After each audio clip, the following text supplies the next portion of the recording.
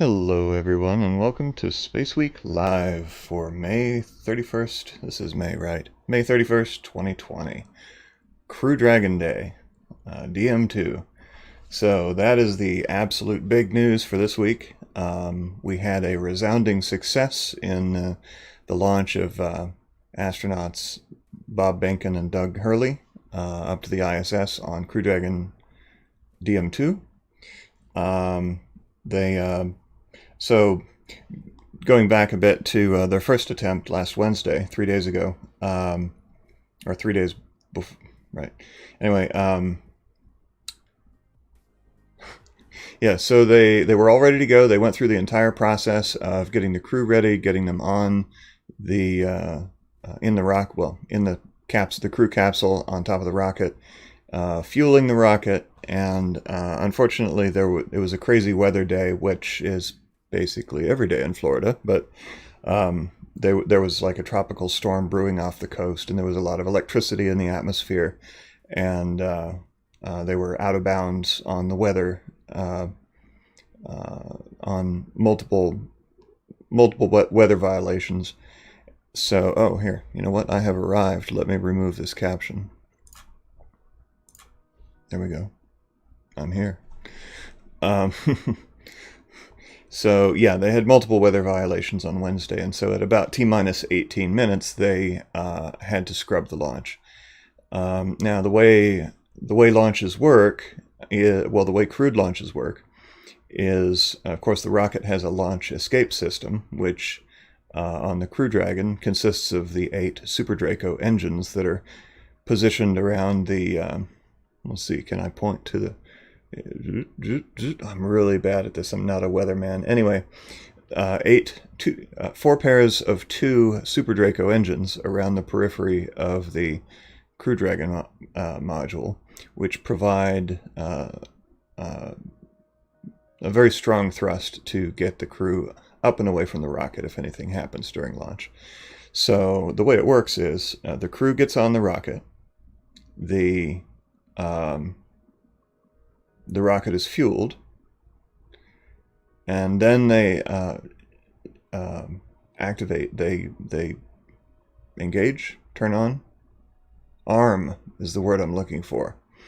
they arm the launch escape system after the rocket is, well, actually they arm their launch escape system before the rocket is fueled, so that it's actually armed while it's fueling. But since they had to scrub at T-minus 18 minutes, the reverse procedure has to happen. So the launch escape system remains armed, but they need to defuel the rocket completely. They need to remove all the fuel from the rocket before the crew can exit for safety reasons. So they defuel the rocket, then they disarm the launch escape system. Then the crew was able to exit the rocket. Fast forward to their next launch window, which was yesterday afternoon. Morning? I guess it was, depends on your time zone. In any case, yesterday, weather was still looking at about 50-50 chance of a weather scrub.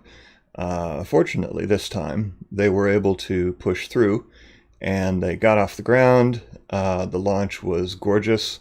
The launch was successful. The clouds interfered with the visibility for a lot of people, but the rocket got off the ground just fine. Got them up into orbit flawlessly. The first stage booster successfully landed on, of course, I Still Love You, the drone ship, which was, of course, floating offshore, waiting for it to come down. The feed from the drone ship was interrupted briefly, so we didn't actually get to see the touchdown of the booster, but a few seconds later we saw the booster sitting safely on the drone ship. Now, this was a Virgin booster. That's a loaded term, because there's another sort of space company called Virgin, but this was a previously unused booster. It was a new booster, which I'm guessing, this is pure speculation, but I am guessing that moving forward, only brand new boosters will be used for crewed launches, which, you know, that's just a guess, though. I have no concrete information on that. But in any case, so yeah, the booster came down. The second stage got them to the desired trajectory. The Crew Dragon capsule was deployed from the second stage just fine, and they floated off toward the ISS. The flight took about 19 hours because of a number of reasons. Orbital mechanics are complex and far beyond my meager intellect, but the calculations that go into determining how long it's going to take to get to the space station or to a desired location in orbit from a launch site involves a lot of different factors, including the capabilities of the rocket, the mass of the payload, the location and orientation, the direction the ISS is moving with respect to the launch site, the latitude on the Earth of the launch site. There's a lot of factors that go into it. The altitude, of course, doesn't change too much, but with the with objects that are already in orbit, such as the space station. But it can vary by a number of miles, which affects the calculation. In any case, they also took advantage of. They also were not in a hurry to get to the station, because this was, after all, a test flight, and they wanted to put the Crew Dragon spacecraft through its paces, test out its systems, do some manual flying, some manual maneuvers, test out the ever-popular restroom facility in the Crew Dragon, as well as get about an 8-hour sleep cycle on board Crew Dragon, which is, a real luxury for folks who are used to traveling up to the ISS on Soyuz modules, which are super cramped, and there's barely any room to even wiggle around in your seat, much less, unbuckle, change your clothes, and float around the cabin. So, nice, roomy ride. As far as the Crew Dragon itself, Um, it is quite roomy inside. However, there were only 2 crew aboard this time. The full NASA, well, with the NASA seating configuration of the Crew Dragon, it can accommodate up to 4 crew members. The Dragon is designed to accommodate up to 7 people, but I don't know what the difference is between the max crew configuration of SpaceX and the NASA crew configuration of 4 seats. I don't know what the differences between those are. Maybe I can look it up sometime if that information is out there. It may be too niche, too obscure to easily find, unless you have a SpaceX insider to ask. Wink, wink, nudge, nudge. In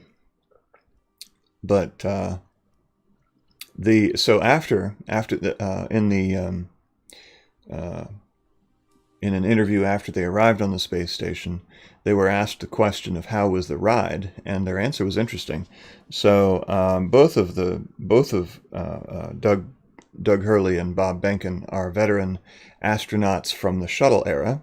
They both flew on the shuttle, and they described the shuttle launches as being really rough in the beginning due to the solid rocket boosters. But then once the solid rocket boosters were jettisoned, the ride got very smooth. And I've heard that before from astronauts talking about the shuttle.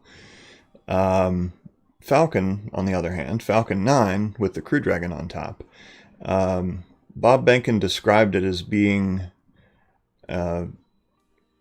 alive for the whole time. They said that they weren't as rattled as they were with the solid rocket boosters of the space shuttle, but it was an intense ride, and they said that they felt it chugging the whole time all the way up into orbit, even I guess with the second stage, because the second stage uses the same engine, just a vacuum optimized version of it, of the Merlin 1D.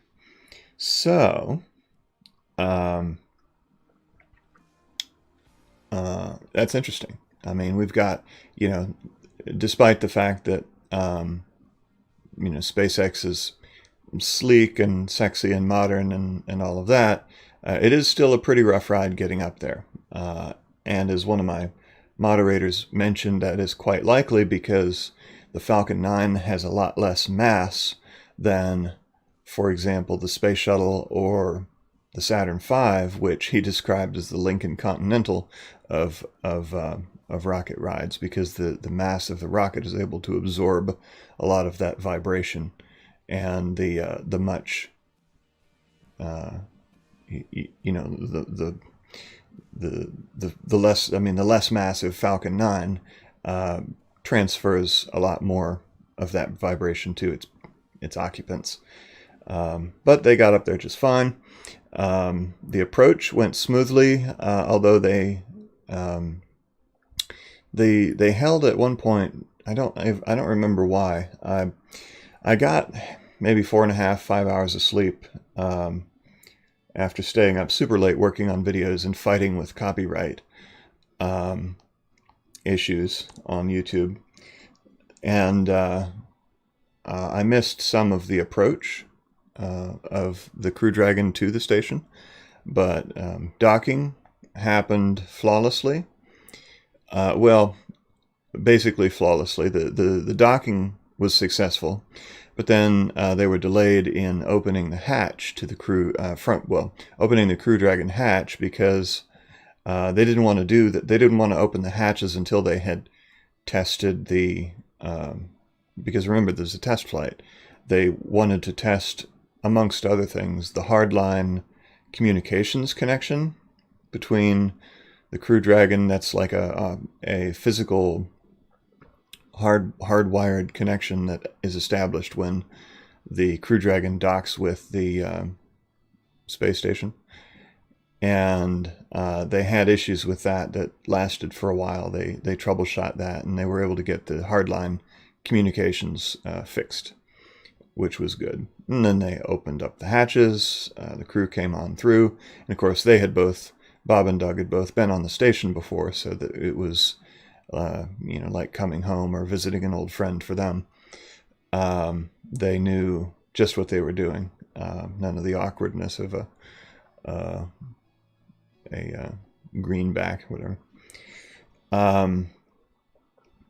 And they had their welcoming ceremony. They talked to some quote-unquote VIPs, some Congress people, and NASA Administrator Jim Bridenstine. Did not say American astronauts on American rockets from American soil, but he did mention Apollo's sister Artemis. So anybody who was playing a drinking game with Jim Bridenstine quotes, they maybe got a couple of shots in. Okay, let me look at the chat because I am just talking like a steamroller here.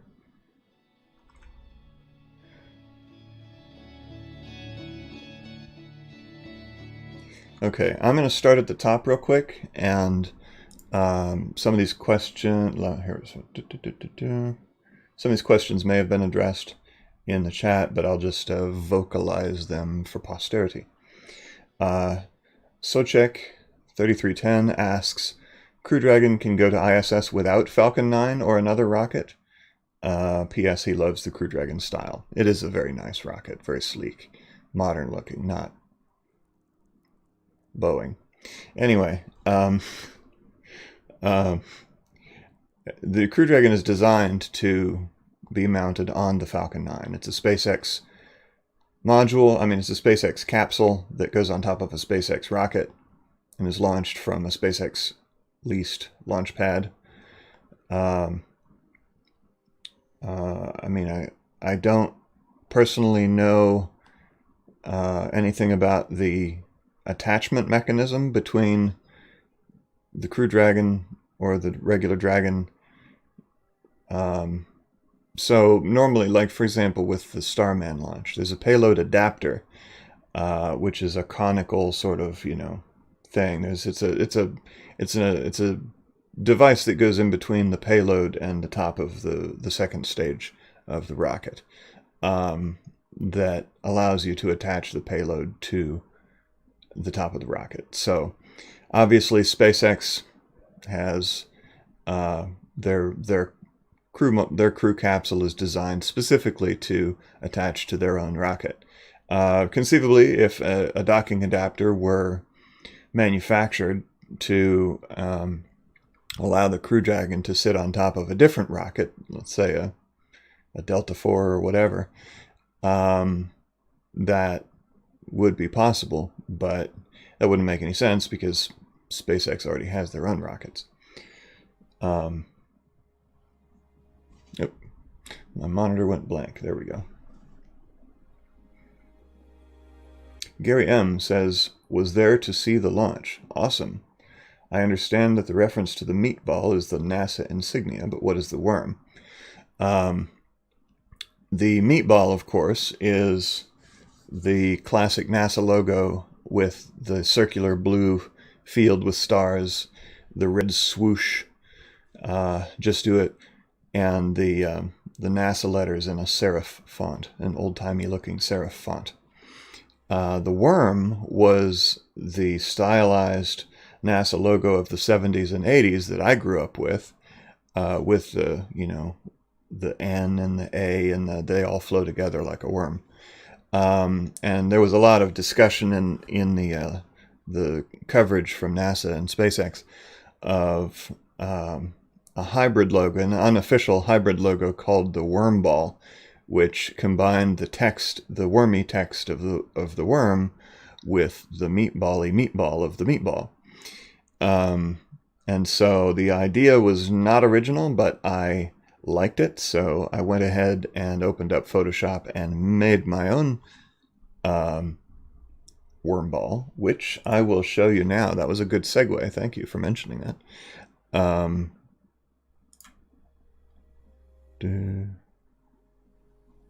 One moment.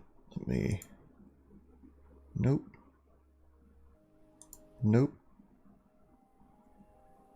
Oh my gosh, I've got all the stuff in the way. Crew Dragon, Bob, Doug. There we go.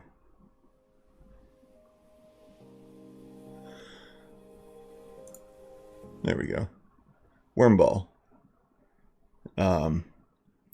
So it's got the worm NASA logo and the meatball background. So that's it. So I made that. I made it my avatar on YouTube with the raw text in the corner. And I tried to make some merch out of it, but the Teespring, immediately disabled it because it detected it was whatever it is. So the repurposing of the meatball, removing the text, might be acceptable, but reusing the NASA worm logo I do not think is allowed. So except for personal use, of course, you know, pretty much do whatever you want with logos, unless you're trying to make money from it. But in any case, there's your wormball. So somebody mentioned the trunk of the Crew Dragon. So where are we? Here. I'm underneath the rocket. I mean the Crew Dragon. So normally, oh God, I'm not a weatherman. I can't do this. Anyway, normally, so when it launches, there's a trunk. There, that's left and right. There's a trunk that is underneath the crew part of the Crew Dragon that is unpressurized and can contain thousands of pounds of cargo. It's just an unpressurized cargo bay. It's called the trunk. And it launches with that, and it arrives at the station with that. And then when Crew Dragon deorbits, the trunk would be jettisoned with containing, well, either nothing or trash or whatever.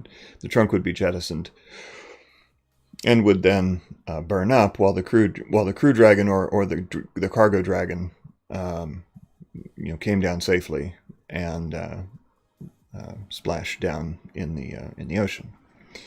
And I noticed that when Crew Dragon was deployed from the top of the Falcon 9's second stage, there did not appear to be anything in the trunk. It looked like it was completely empty. So I think this was a light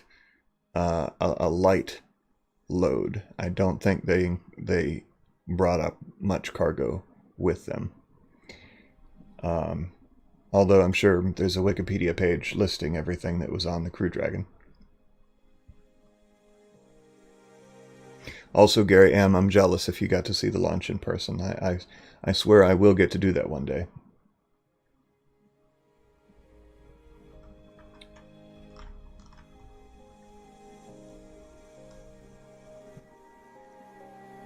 Checking chat.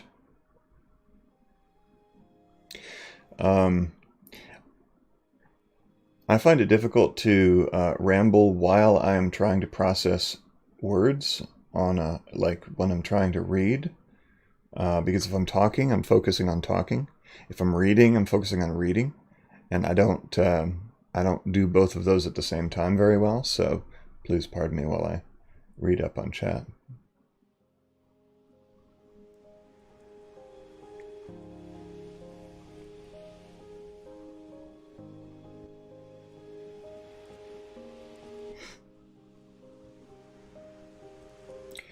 Twin sisters, consider yourself shouted at.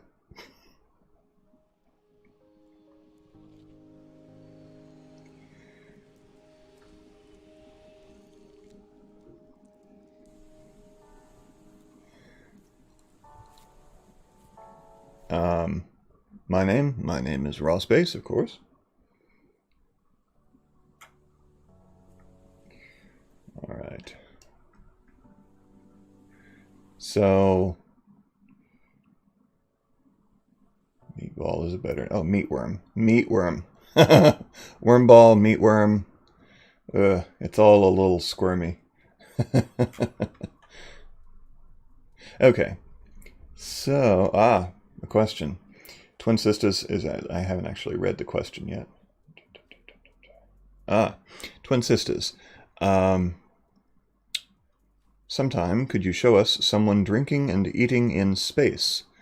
Also, isn't there no sound in space? So in the vacuum of space, there is no sound, because although there are some particles of matter in space, there's no such thing as an absolute vacuum. There's always some material. A few atoms or molecules are floating around in space everywhere. They're just very spread apart. Like the density of a teaspoon of Earth's atmosphere contains like trillions of atoms. The density of a teaspoon of interplanetary space contains maybe a handful of atoms. So there's almost nothing out there. And the particles are too far apart to bump into each other and propagate a sound wave, or to conduct heat or anything like that.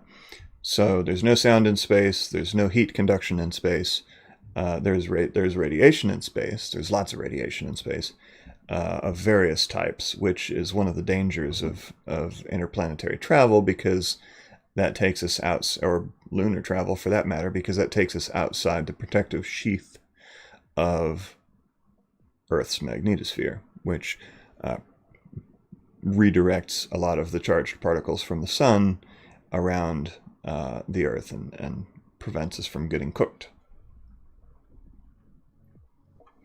Jack Savage asks, how long will the astronauts be in the space station for? So they are not, Bob Behnken and Doug Hurley are not a regular expedition crew, but they are experienced and highly trained astronauts. And they're going to put them to use. You don't launch, like if they were space tourists, then they would probably only be there for a few days, up to maybe a week, if they were just visiting, which happens sometimes. But since they're actually functional astronauts who can help out on the station, they're going to put them to work for anywhere between 1 and 3 months, possibly even 4 months. So they're up there for a while. This is not going to be a quick trip for them, which is great, because you don't want to spend millions of dollars to get the crew up to a station just to leave again a week later. So they're going to be conducting research, and I don't know if they have any upcoming spacewalks. Maybe I think there was recently, I think on the latest HTV cargo delivery from Japan, I think there was some more of those big lithium batteries. So there may be a spacewalk coming up in the next few months to swap out another battery. I don't know.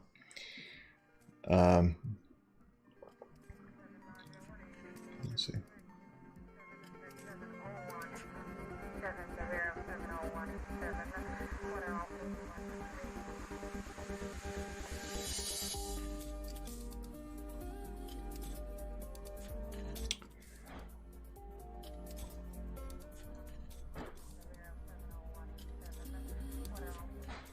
Okay, so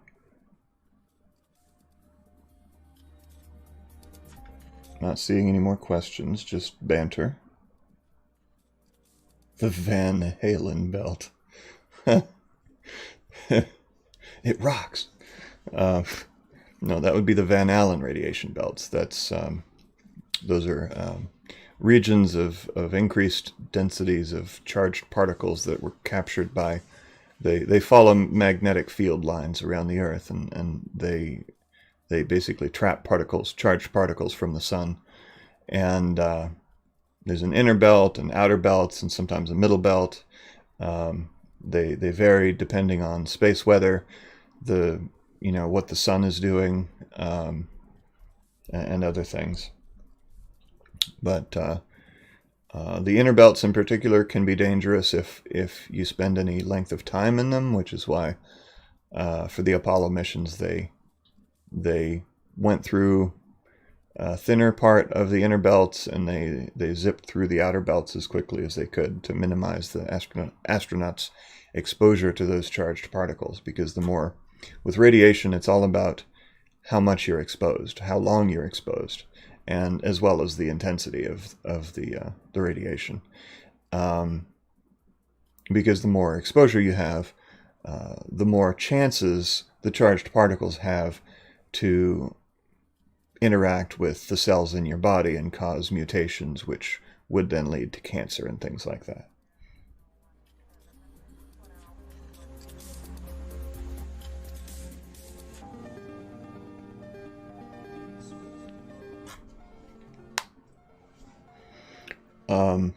Twin Sisters also asks, do people go back and forth to the ISS all the time? Certainly not all the time. There's a launch every few months to send a new crew up there. Usually it's three crew aboard a Soyuz module. Now that Crew Dragon, sorry, didn't get much sleep. Now that Crew Dragon has successfully ascended on its maiden crewed voyage, assuming it will descend with an equal measure of success whenever they come back down. We'll have two vehicles that can send people to the space station, the Soyuz and the Crew Dragon. And then once Boeing gets their stuff together, we'll also have Starliner. So 3 options. AP Chemistry course, hello by the way, has a question, what is my level in astronomy? Because I sound so professional. So, well, thank you. I am not an astronomer. I mean, I took astronomy once a long time ago. I'm just a space enthusiast. And there is a vast wealth of information that I do not know. I'm a novice, but I try to become informed about the question. Like if I have a question about something, I try to find information on it. Or if I hear, I try to consume content that interests me, which happens to be space stuff. So I just sort of absorb information that way. But if you've heard me tripping over myself in the past while trying to live stream, I mean, there are huge gaps in my knowledge. And I wish that I had more time and more energy to do some concerted studying and really build up my knowledge base so that I could sound even more professional.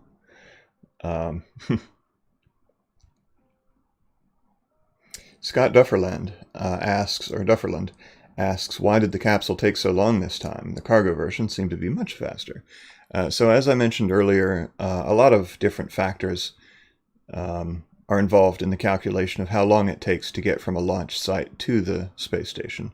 So I think the fastest time you're going to see is like 3 hours or something like that. I think the last Progress module launch from Baikonur Cosmodrome in Kazakhstan took like 3 hours to get to the station. And it has to do, again, with, let me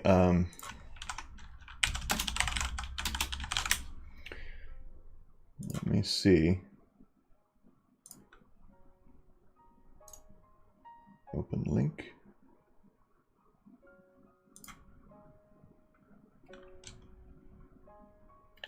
There. Here, I'll switch to my webcam. I mean my browser. Boop. All right. So here's an example of the space station's orbital path. That's not where the ISS is right now. This is just a still image from the web. But you can see it's not actually turning. The reason why it looks like that is because we are, in fact, on a sphere. And in fact, the space station just orbits in a straight line. It just goes in a circle, in a very nearly circular ellipse around the Earth over and over and over. And the reason why, and it does so at an angle. I don't remember the exact angle, the exact orbital inclination of the ISS, but you can roughly see it there. Nope, you can't see my pointer. But you can roughly see it there on those diagonal parts. That gives you an idea what the orbital inclination is. It's a fairly steep inclination, and what that results in is that it takes it up to what, like 59 degrees north and 59 degrees south or something like that. So it doesn't go up to the North Pole or the South Pole. It only goes up to about 59 degrees north and south.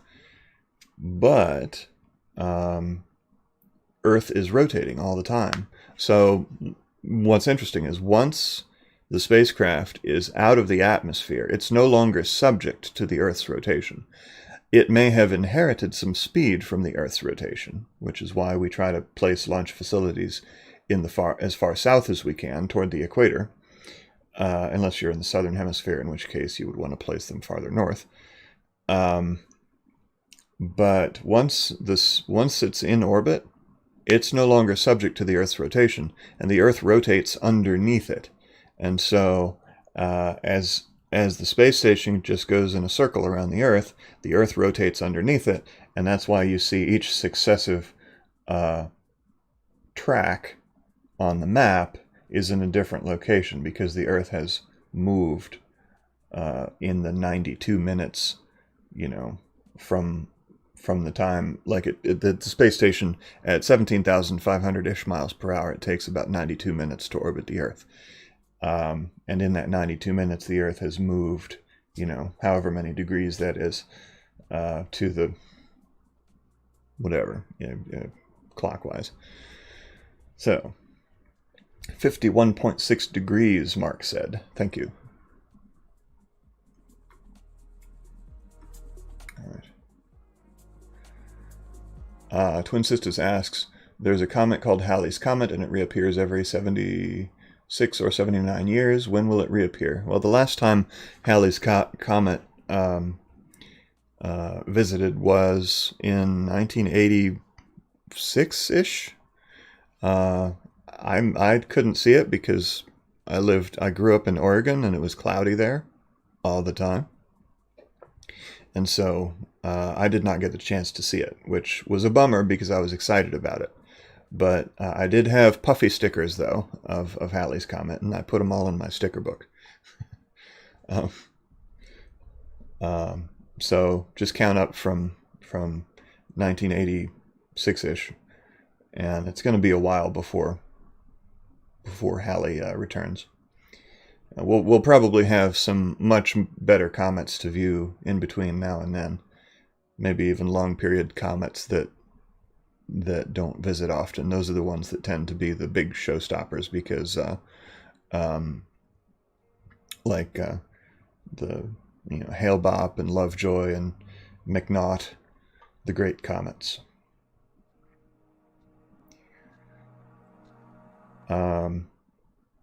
Wow, you are a font of questions, a fountain of questions, not a font like the worm logo.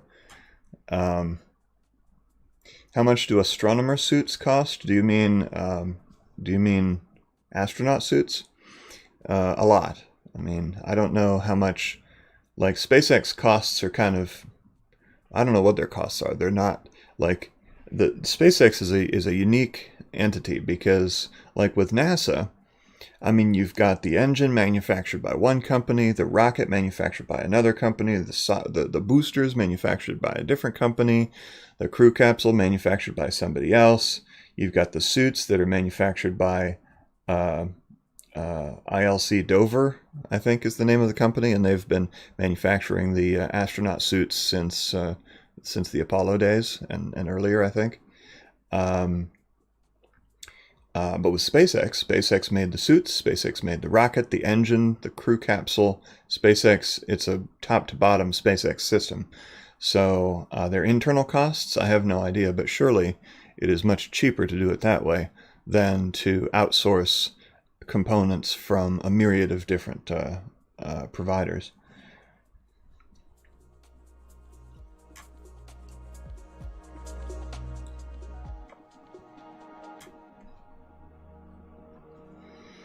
AP Chemistry course asks, what do I think is, and I do apologize, I'm a few minutes behind because like I said, I have to talk and then read. I can't talk and read, so I talk, but then by the time I'm done talking, the chat has moved on. So AP Chemistry course asks, what do you think is better, SpaceX or NASA? Both. I'm not a... only a Sith speaks in absolutes, and and it's not a competition between SpaceX or NASA. They're both wonderful, and they both serve their roles very well. And I believe that by working together, they will accomplish great things.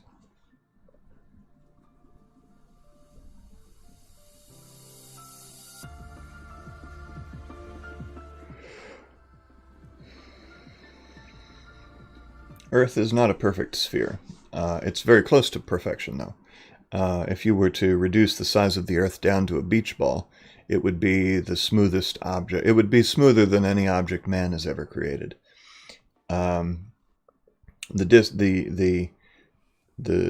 mean, Earth is what, 3,959 miles in, and I apologize for miles, but that's the units that I grew up with, so bite me. Deal with it. 3959 miles in diameter. No, in radius, I'm sorry. Multiply that by 2 for the diameter. That's a lot of miles. And the difference in elevation from the highest mountain to the deepest ocean trench is only, what, 30 some miles, something like that.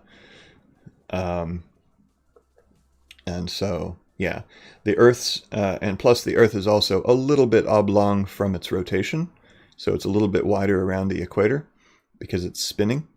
But that only amounts to, I think it's 0.3% deviation from perfect sphericity, which is not visible to the naked eye. So if you're looking at the Earth from out in space, it's going to look like a perfect sphere.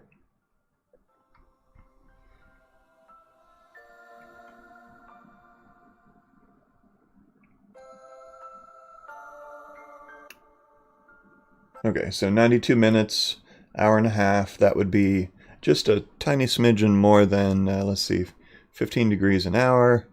Half of 15 is 7.5, so 15, 7, 22 and a half plus a smidgen of degrees every orbit of the ISS. I'm actually 44. 44? Yeah, 44. Twin sisters asked about my age. So yeah, I'm silly, I'm goofy, but my body tells me that I'm not 20 anymore. Just wait till I'm 70, and then I'll really be falling apart.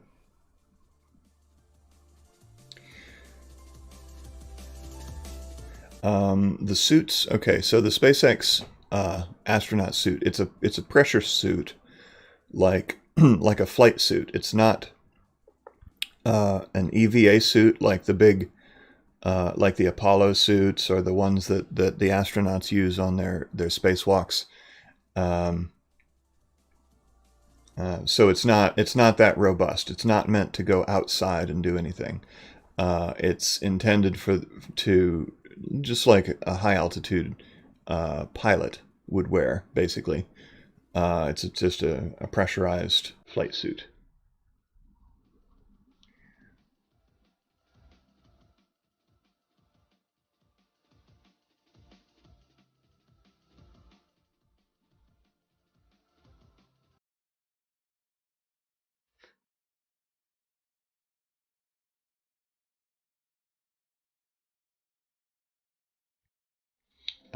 Catching up on the chat.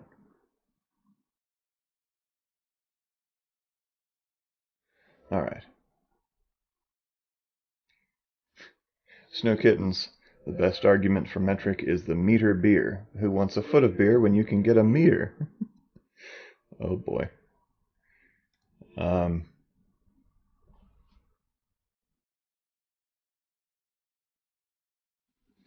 right. So, oops.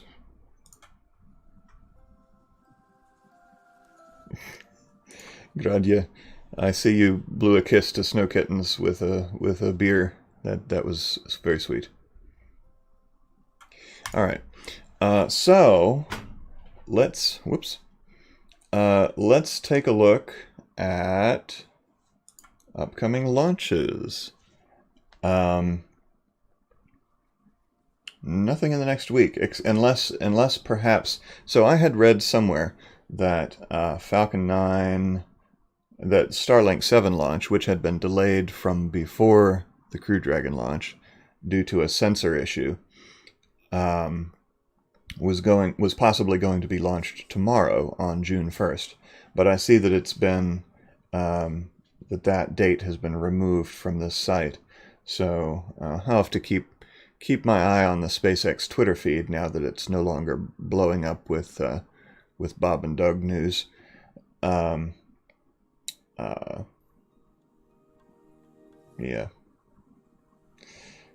But we don't have anything next week. There's an Electron launch in 10 days and then a Chinese launch in 16 days.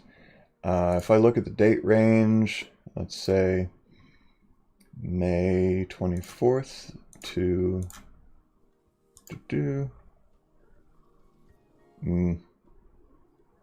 So, yes. I totally forgot Virgin Orbit. So Virgin Group is Richard Branson's group. There's Virgin Atlantic, Virgin Galactic, which is their suborbital space plane business. There's Virgin Orbit, which is their satellite launch business. So Virgin Orbit did a test launch. Their inaugural test launch of the Launcher 1 rocket. Launcher 1 is carried up to altitude on under a 747 plane, and is then dropped from underneath the wing. Then its rocket lights, its engine ignites, and it goes up to orbit from there. Unfortunately, they experienced an issue immediately. So the engine ignited, but then they experienced some sort of an issue immediately thereafter, and Launcher 1 was lost. I guess they cut off they didn't air it live, so there was no live coverage, and they cut off the replay video just as the engine started to ignite, so we couldn't see what happened. Thanks for that, Virgin Orbit. But yeah, I saw some noise, some posts about debris and whatever. I think it may have blown up. I'm not sure, but in any case, it was not successful. Back to the drawing board. There were 2 Chinese launches in the past week. China's getting busy with classified military, Earth observation, which can also mean spy, satellite. I don't remember which. So I see a couple of Gaofen satellites here, including the upcoming one in 16 days. I don't remember if that's their spy satellite system or not. I'd have to look it up. And then, of course, SpaceX DM2. So, catching up with the chat.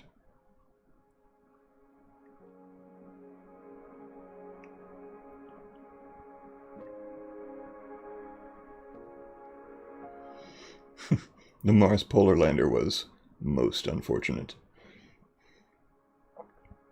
Andrea, or is it Andrea or Andrija? Gorup. Gorup is not a Hispanic name, so Andrija, I'm guessing the J is pronounced. Just a guess.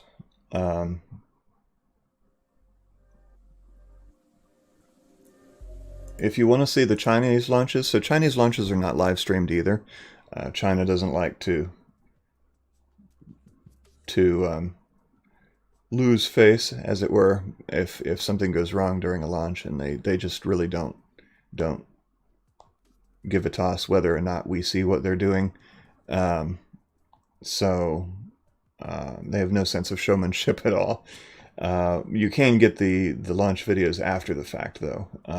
I can look for copies of them and post them up on the channel, but there won't be any live streams of Chinese launches.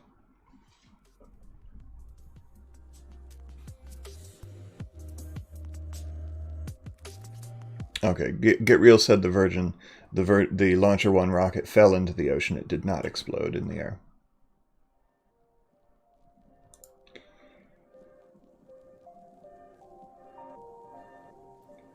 Did someone mention Tesla? I mean, did someone mention Starman? Yes, Starman is in fact orbiting the sun. Continues to orbit the sun.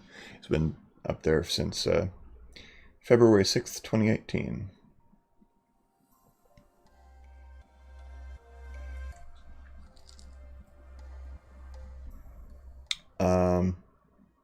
Laura May, I can show you a replay of the docking. I would just have to pull up the video. I can do a couple replays for you here.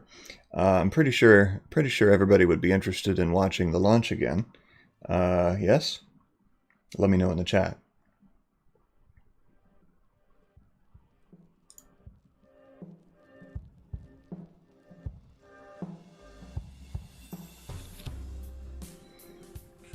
All rockets land in the ocean. For the most part. I mean, if they launch from a coastal launch site like Florida, then yes, unless they land on, unless they're SpaceX and they land on a landing pad or on the drone ship, yes, most rockets do land in the ocean. But Russia launches most of their rockets from over, deep within the continent, such as Kazakhstan. All of Russia's launch sites are very far from the ocean. So, their spent boosters fall wherever, all over the countryside. China, too. China, even though they have a long coastline, China's launch sites are mostly to the west and north of the country. And they rain down on villages and things like that. But again, those governments aren't too concerned about that sort of thing. Twin Sisters, the closest man-made object to the sun is, of course, the Parker Solar Probe, which was launched in 2018. Was the first live launch stream I did on this channel, I think. The first live was, the first live was lunar eclipse, but I think the first launch live was the Parker Solar Probe, unless I'm remembering incorrectly. Andrija, Crew Dragon will splash down in the ocean. Yes, they'll probably aim. I think they aim for the Atlantic now. They used to, the cargo dragons, they used to splash down in the Pacific, but I think they're aiming for the Atlantic now. It's a big target, so they should be able to hit it.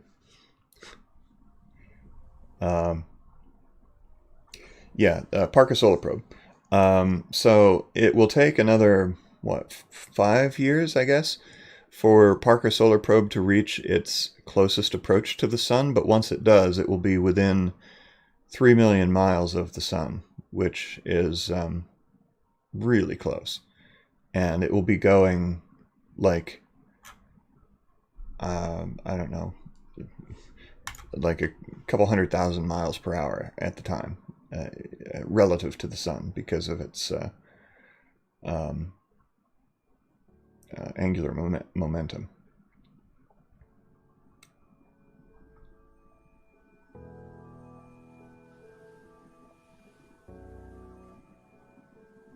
Me? No, I'm not married. Not anymore. Not that we're getting personal or anything, but yeah, that is over and done with.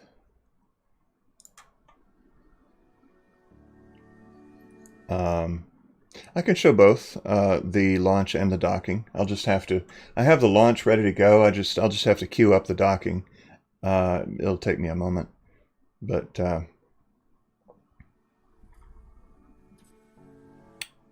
okay. So didn't Saturn V and Arthur C launch on July 16th, 1969? Are you referring to Arthur C. Clarke?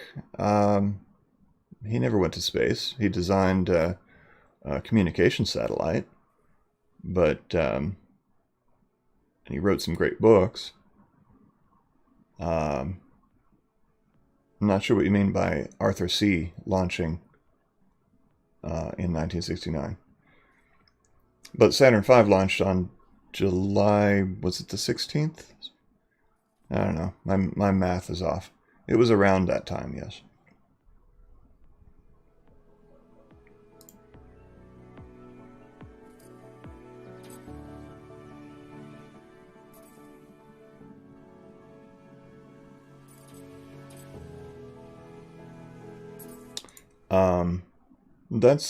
That's an option. That's always an option. AP Chemistry. We could watch Starman. Here, you know what? Let me fire up the replay of the Crew Dragon launch, and we can watch that. I'll just hang out silently in the corner, which is, you know, where they like to put me. So.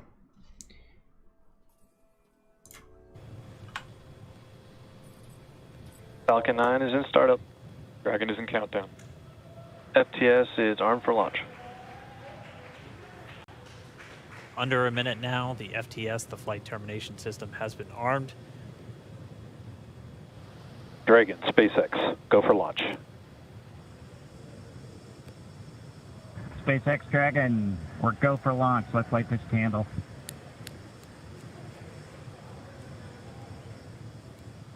T-minus 30 seconds.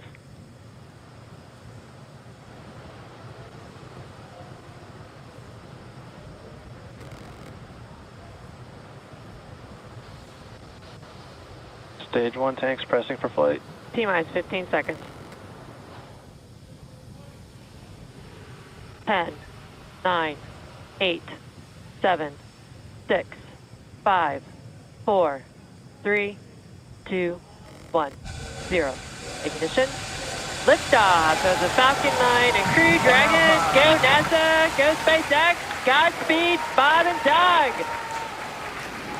America has launched. And so rises a new era of American spaceflight, and with it the ambitions of a new generation continuing the dream. 20 seconds into flight, stage 1 propulsion is nominal.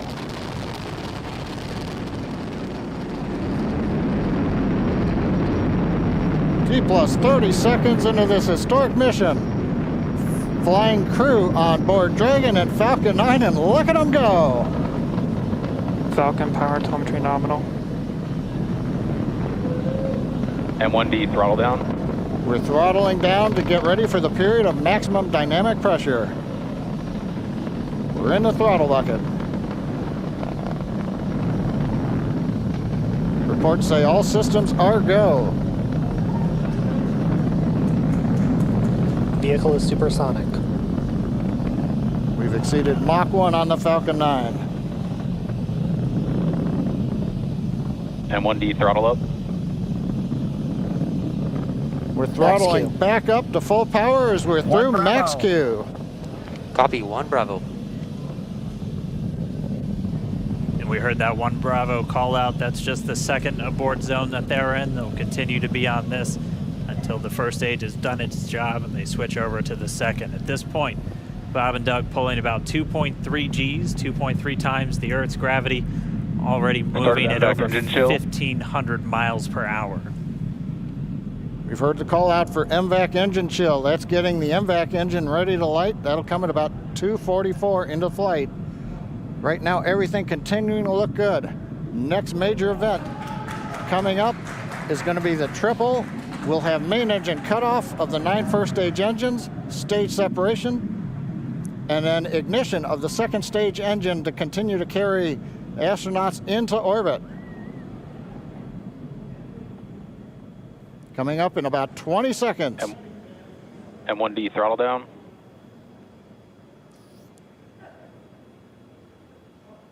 We heard we're throttling down the Merlin engines on the first stage.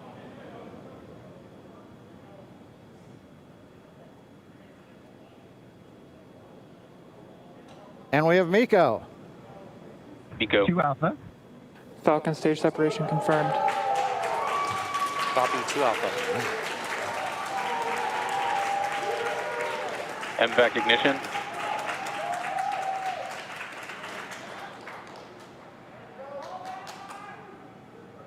All right, we we have stage separation confirmed. The first stage beginning its flight back. The second stage, being powered by that single Merlin 1D vacuum engine, has ignited and is now Acquisition of signal carrying loss. Bob and Doug into orbit.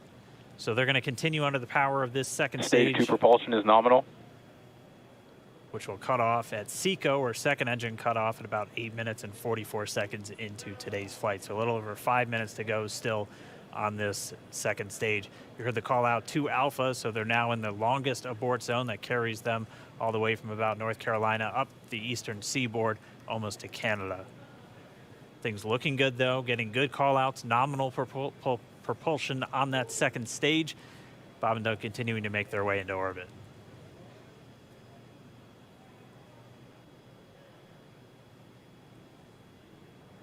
Dragon SpaceX, nominal trajectory. Acquisition of signal in Bermuda. SpaceX Dragon, nominal trajectory. All right, here in nominal trajectory, so Dragon pointed in the right direction, continuing to make their flight uphill. Heard acquisition of signal Bermuda. That's one of the other ground stations that they're using to get telemetry and data back from this spacecraft. Stage 2 propulsion is still nominal.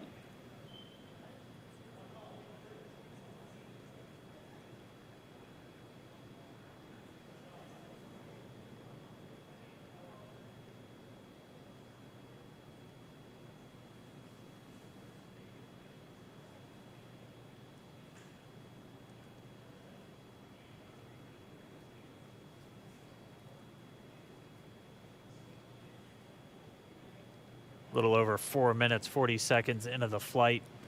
Bob and Doug flying at more than 5,600 miles Dragon per hour. SpaceX, nominal trajectory. Already almost 200 miles downrange from the Kennedy Space Center. Nominal trajectory continuing.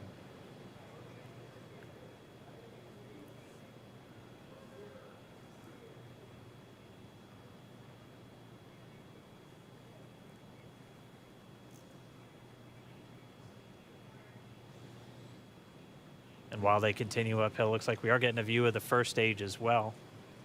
Yep, on your right screen, you can see that first stage with the grid fins deployed. It's making its way back to attempt to land on our drone ship, Of Course, I Still Love You today. And we're just about a couple minutes away from the entry burn, and that's where 3 of the 9 Merlin engines do ignite to help slow the vehicle down as it re-enters back into the Earth's atmosphere. And then after the entry burn will be the landing burn, which is just a single engine Dragon SpaceX, burn. nominal trajectory. And you heard Nominal starting trajectory. chill for entry burn. there's that call out. They are still on a nominal trajectory on Dragon, still on second stage, and that's that MVAC engine on second stage on your left screen.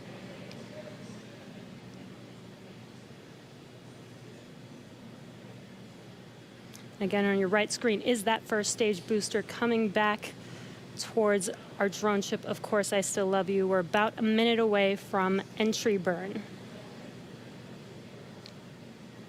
Meanwhile, that second stage continuing to power Dragon into orbit. Again, if you're keeping an eye on that timer, that's going to continue to burn until 8 minutes and 44 seconds into flight. So a little over 2 minutes from now, we'll hear the call out SECO. It'll then be a little Stage under, 2 propulsion is still good. A little over 3 minutes until Dragon physically separates from the second stage of the Falcon 9 after the upper Dragon stage gets a SpaceX, chance. nominal trajectory. Dragon copies, nominal trajectory. Continuing to check in with Bob and Doug as they are on a nominal trajectory. Just about 10 seconds away from that first stage, starting that entry burn on your right screen. We should be able to see that view live. Stage 1 entry burn startup.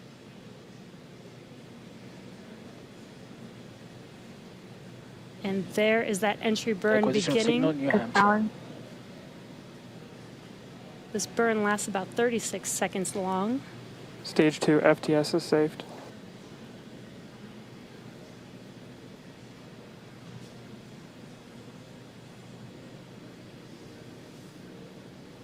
While that entry burn continues, we're just about a minute away from SECO. We'll have a number of events all happen in rapid succession.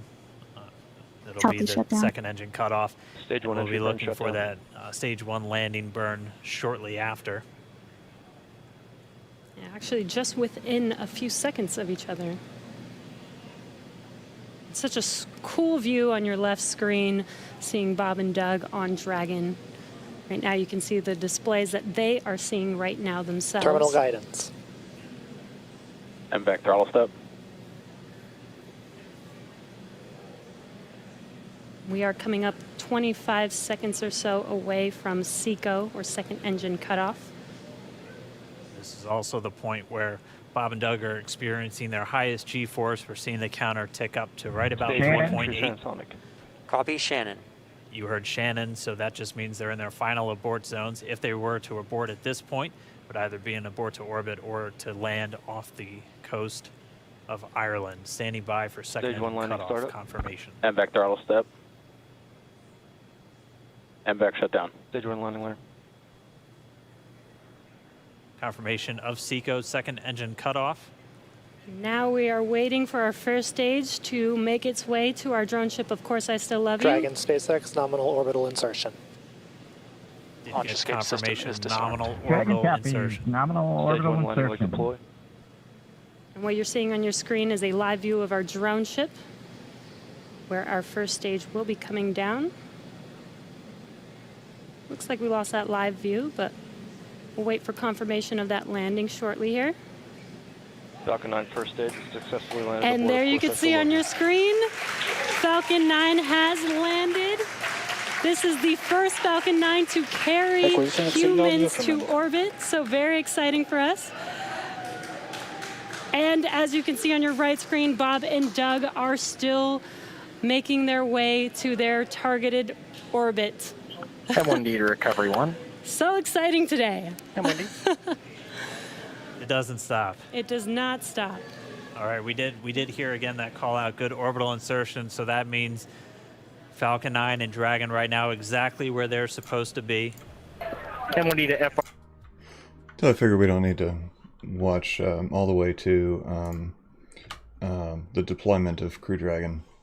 There really wasn't much to see, but it was successful and it was amazing. Let me take you to, once they got up there,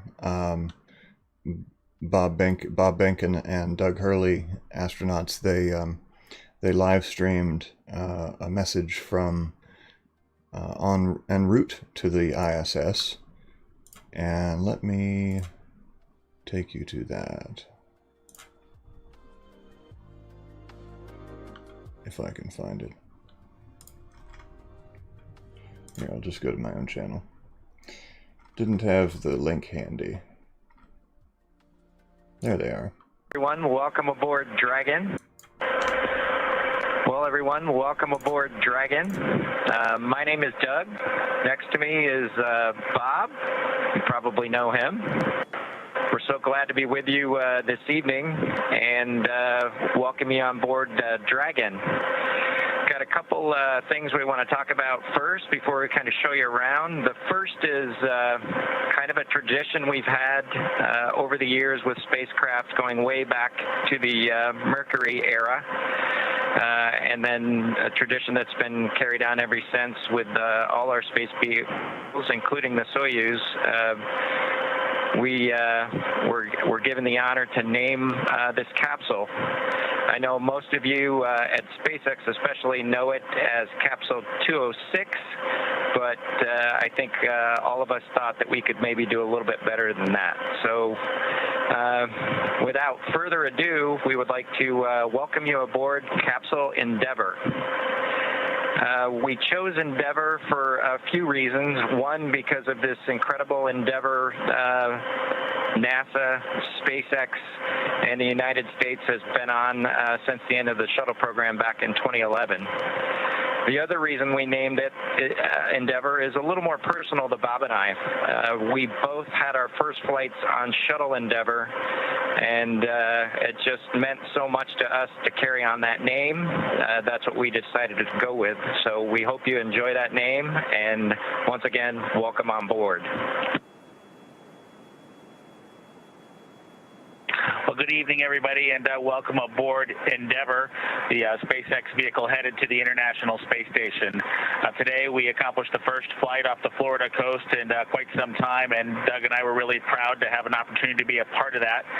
We're doing it in a brand new spaceship, a spaceship that's a lot different than its namesake Endeavour, the space shuttle, in that it has touch display screens that allow us to accomplish most of the interfacing requirements that we have. We'll have Doug pans over and points at the display in front of me. You can see the forward view that we had during the maneuvers that we most recently did. You can look out the window. It looks like the centerline camera doesn't have a lot of content on it now. We're kind of pointed into space so that the windows can see the Earth below us. But we've got the capability to interface with the vehicle, and it's kind of interesting. There's a command. This little button over here is actually what the commands are for our displays.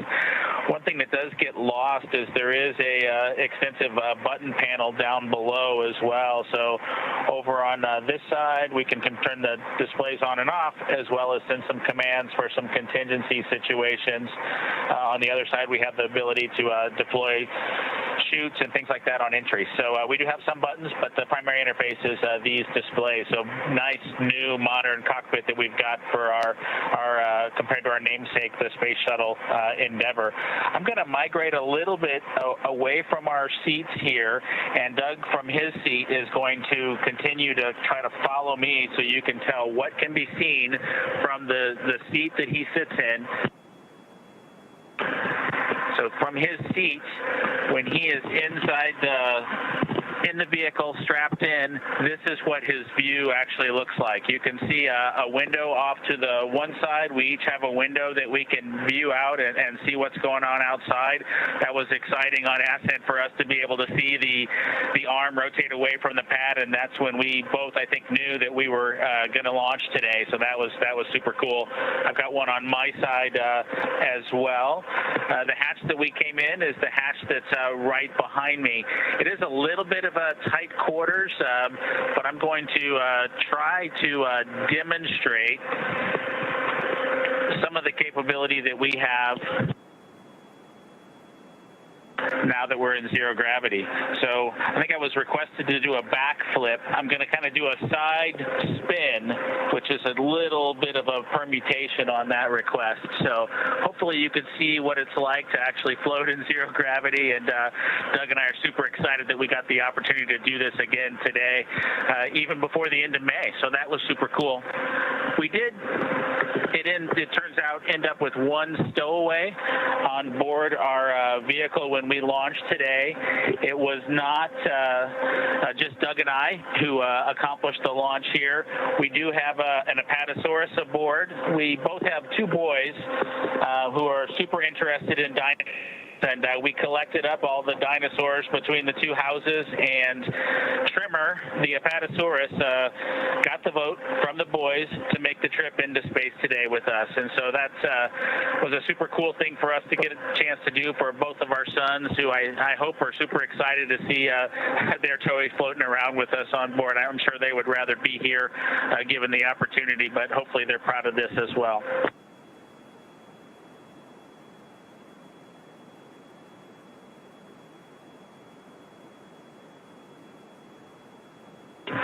Okay, as we work our way towards one of the windows, unfortunately it's getting a little bit dark, but I don't know if Bob can pan over here. We just passed off of the coast of Newfoundland, and we're headed over to over the Atlantic right now. I don't know if you can get a good picture of that.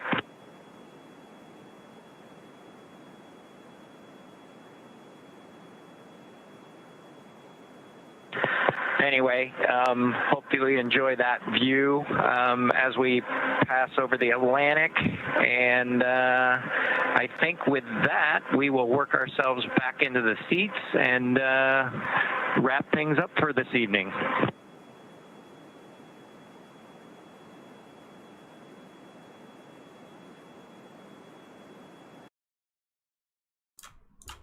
Okay, now let's go to the docking. What I'll try to do is play this for you at 2 times speed, so it's a little quicker. YouTube doesn't let us do faster than 2 times, but I shall do what I can. Oh, that's a nice shoe. Why is it so hard for Oh, hardworking boy. people to find An a pair of advertisement, reliable that's and lovely. durable shoes that can... Yeah, let's mute that nonsense. Logo, of course, referred to as the meatball. I think there was some spirited Speed. discussion about the meatball versus the worm during ascent. And those are, you can see those logos, they're that structure on the fairing structure. So here's Crew Dragon approaching only used for launch escape during the ascent portion. the docking port. Nose cone right at the top of the vehicle, and you can see sort of the ceiling surface. Those four circular slots right underneath the nose cone within that red ring are the forward bulkhead Dracos. That's what we were using while we were conducting all those burns, the 5 burns to get to this point. Right now, we don't have a reason to use those. We'll only be making small attitude corrections with the service section Dracos. You can see the service section actually pretty clearly here too.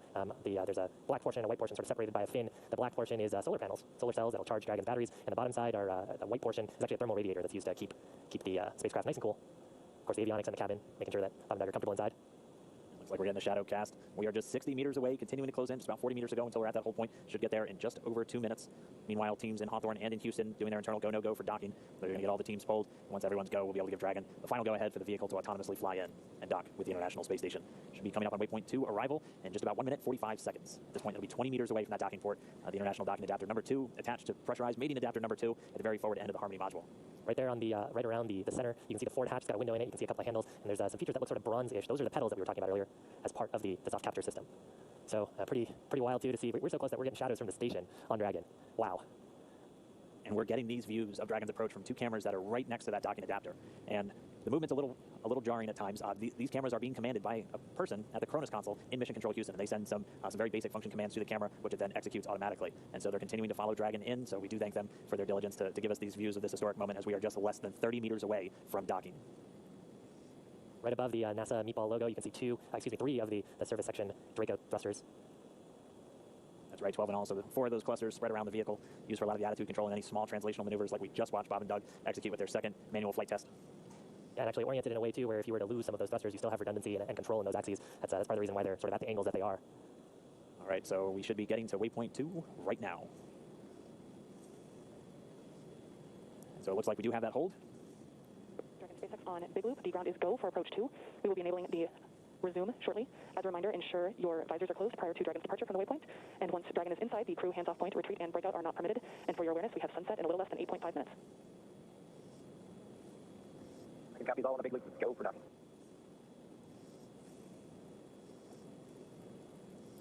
So Doug on spacecraft confirming their go for docking. We're going to put down their visors. Got some instructions there about the crew hands-off point that we talked about earlier. That's a point where we don't want the crew issuing any commands to the vehicle. It's about just about 2 meters away from the docking adapter. I believe the number is about 1.7 meters. Station Houston on the Big Loop. Houston and station are now go for docking. Correct, you can monitor for steps 3 and 4, 3 and 4, and 1.104 Crew Dragon approach and retreat monitor. Copy steps 3 and 4. Next Dragon on the Big Loop. Our visors are down. Copy, visors down. With the crew confirming their visors down, we should see the final approach resume. From approach 2. Copy, inbound. And we're going to be racing that sunset. The approach has resumed.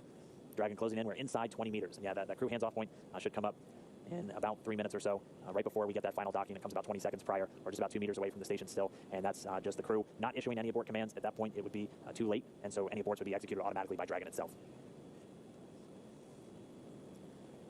So we're closing in at less than 1/10 of a meter per second at this point. You can see the service section Dracos just doing all these very small, minor attitude corrections. Really, the autonomous docking system at work, making sure that the vestibule and the soft capture system is lined up with IDA2. It's the International Docking Adapter.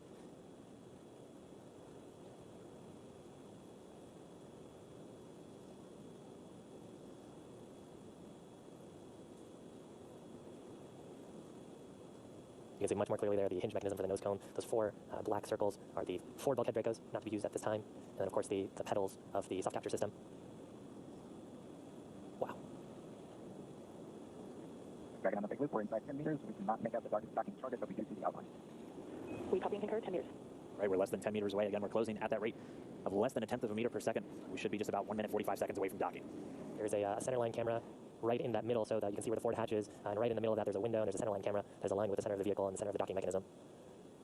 So that is what the autonomous docking system is using to line up with sort of a cross hatch, cross target on the docking port. Again, the forward docking port on PMA2, or the pressurized mating adapter. And we are just 5 meters away. Again, we're racing that sunset. This Dragon continues to close, 4 meters to go. Those shadows of the space station on the vehicle. Yeah, you can actually see the centerline camera pretty clearly there, sort of with the contrast of the sun right now. 3 meters to go. 2 meters. We are inside the hands-off point, the chopped crew hands-off point. 1 meter to go.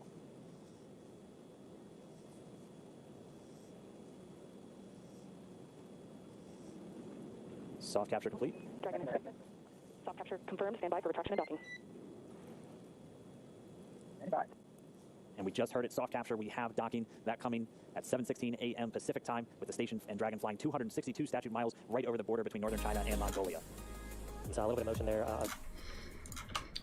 Now let me fast forward to, so they had an issue, as I mentioned earlier, they had an issue with the hardline communications between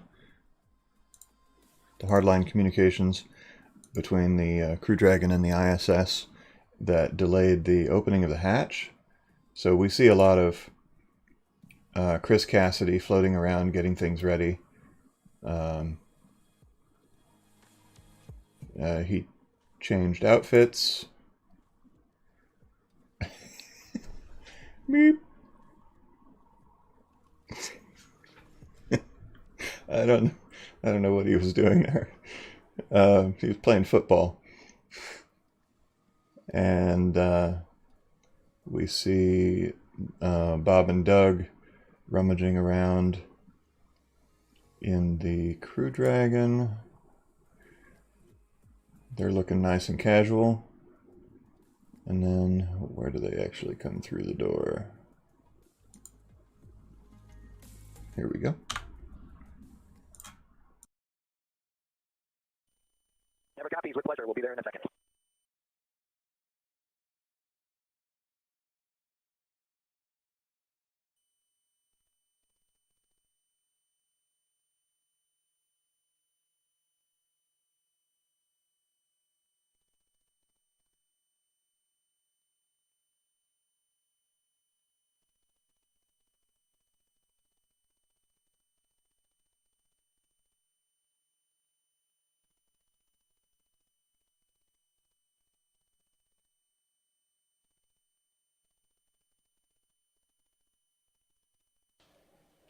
We have Bob Behnken from SpaceX Demo 2 mission entering the International Space Station.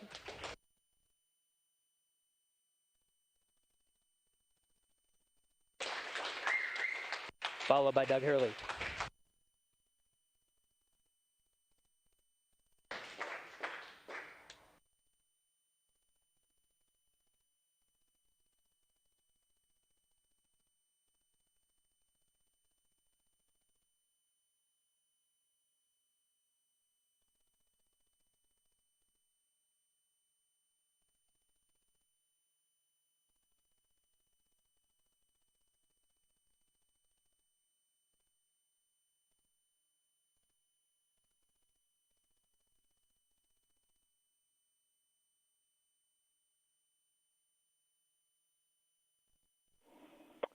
And Station Houston, we see you, and it's a great-looking photograph.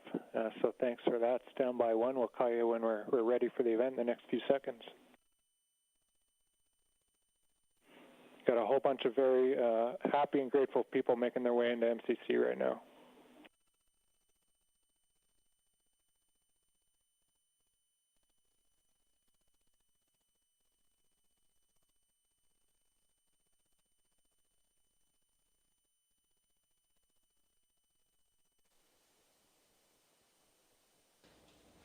Demo 2 crew now aboard the International Space Station. They entered at 12:22 p.m. Central Time.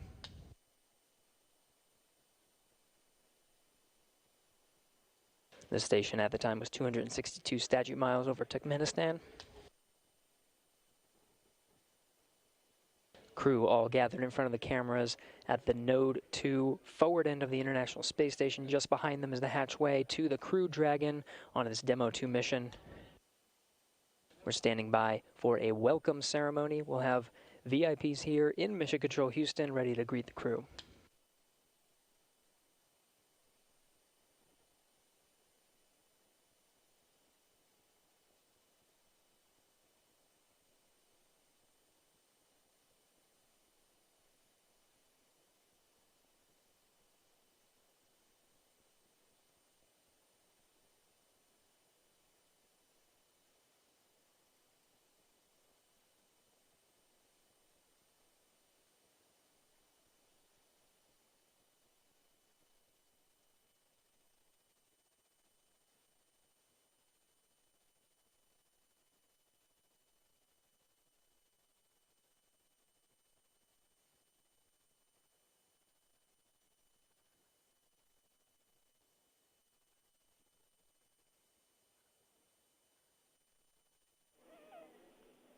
And station, we're just about ready. Stand by.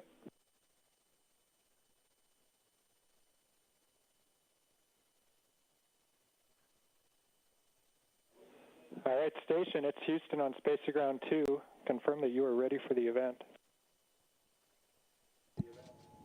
Houston, this station, we are ready for the event.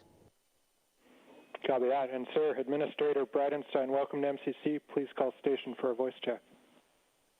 Station, this is the NASA Administrator. Can you hear me? We hear you loud and clear, sir. Welcome to the space station. Thank you, Chris. It's good to see you. And welcome to Bob and Doug.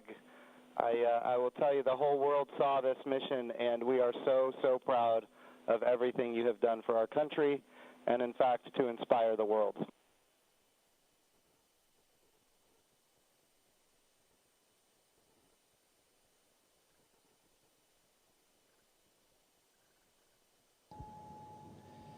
We sure appreciate that, sir. It's obviously been our honor to be just a small part of this. We have to give credit to SpaceX, the Commercial Crew Program, and of course NASA.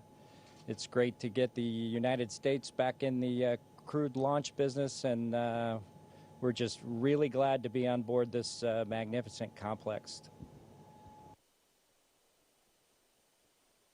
Well, we have some VIPs with us here, and I'm sure they have some questions that they'd like to ask.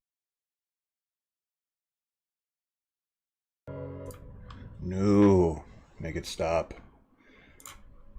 All right, back to Wormy. Chris Hope, thank you for that. Very generous of you. So there we go. They are on board the ISS. They're going to remain there for between 1 and 4 months, and do lots of good work. And then they'll come back home and splash down, presumably off the coast of Florida. And I think that'll wrap it up for SpaceWeek this week. We had a lot to talk about, a lot of good stuff going on. Very exciting week, and so glad that Crew Dragon was successful, especially with all of the challenges that SpaceX has had in getting Starship built, like with their pressure tests, and their just test article after test article keeps crumpling and exploding, and it's good to have a real success story, and Crew Dragon has been that. I was worried that they were going to scrub again due to weather, but they made it, and yeah, good times, very exciting, and sort of a fundamental change in the way that space is conducted, because this again is the first time in history that a commercial craft has taken humans to orbit. Commercial craft have taken humans to the Kármán line, but only just barely. Kármán line? You know what? I don't even... Yes, they have. Virgin Galactic did. So, next stream, there's no launches this week, unless Starlink goes up. So we'll have to keep our eye on that schedule. But if there are no other launches this week, then the next stream would be SpaceWeek next week, where we discuss that there were no launches this week. So yeah, so until next time, keep it raw, keep it wormy, keep it meatbally, meat wormy, and I will see you on the flip side.